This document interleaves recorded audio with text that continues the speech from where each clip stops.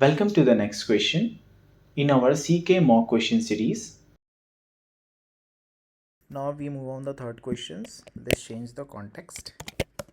Context has been changed. There are two pods with the name, this one in the namespace. Let's see.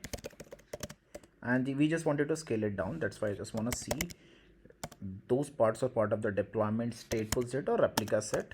That's why I just mentioned kget command here. So as we can see here, those are the part of stateful set. So we gonna do like this, sts o3db. Okay,